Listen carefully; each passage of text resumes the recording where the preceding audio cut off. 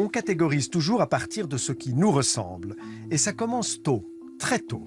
Démonstration avec une expérience que nous avons reproduite. 2 bols, l'un rempli de biscuits au chocolat, l'autre de haricots verts, sont présentés à un enfant qui choisit ce qu'il préfère. Et pour la petite Liv, le choix est vite fait. Regarde, regarde, regarde. Au premier acte du théâtre Guignol, 2 canards entrent en scène. Celui qui est habillé en orange marque sa préférence pour les biscuits au chocolat. Bah, moi, j'adore les biscuits, hein. Et le canard vêtu de vert est un fan de haricots. J'adore les haricots. Lequel tu préfères des canards? Voilà. Tu préfères lequel? Hein? Montre-moi. Sans hésiter, la petite Liv choisit le canard qui a les mêmes goûts chocolatés qu'elle. Et le jeune Mathias, amateur de chocolat, fait le même choix. Au deuxième acte, le canard préféré des enfants joue avec 2 chats. L'un est gentil, il renvoie la balle. Attrape, hop, la la la.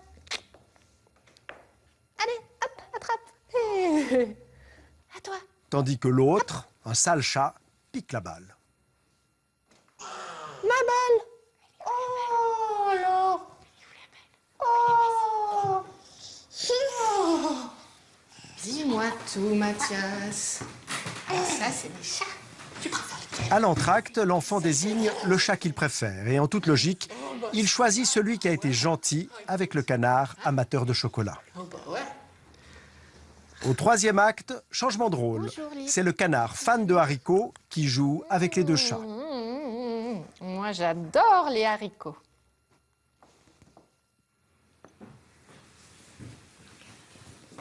Hey, on va jouer. Ha, ha, ha, ha.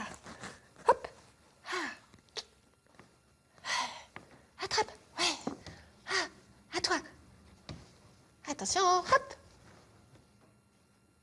Bah. Oh, ma balle. Oh. Oh.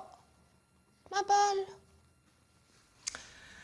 Alors, dis-moi, lequel des chats tu préfères? Au moment de choisir son préféré, la petite Liv désigne celui qui s'est montré méchant avec le canard dont elle ne partage pas les goûts.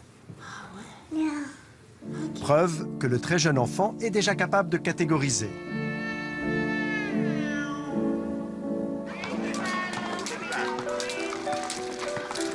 Avec le temps, cette attitude se renforce et l'apprentissage des préjugés se fait rapidement. Tamara, petite Coréenne adoptée en Suisse, est bien placée pour le savoir. Elle a eu droit aux remarques acides de ses camarades de classe.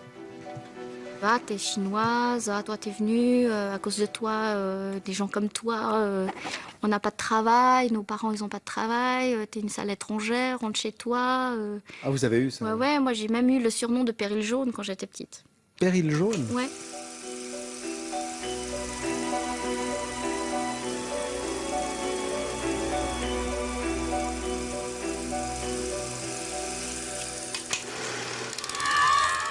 Quelques années avant, dans une banlieue française, un écolier d'origine marocaine a récolté lui aussi sa dose de préjugés.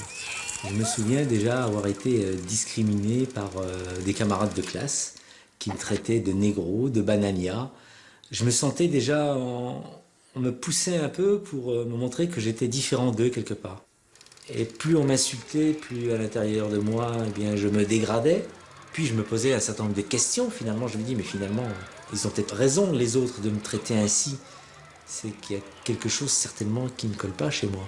J'ai vraiment intégré effectivement les préjugés de ces enfants et je voulais être comme tous les camarades qui m'entouraient, comme tous ceux qui m'insultaient. C'est-à-dire, comment? C'est-à-dire, je voulais être blanc.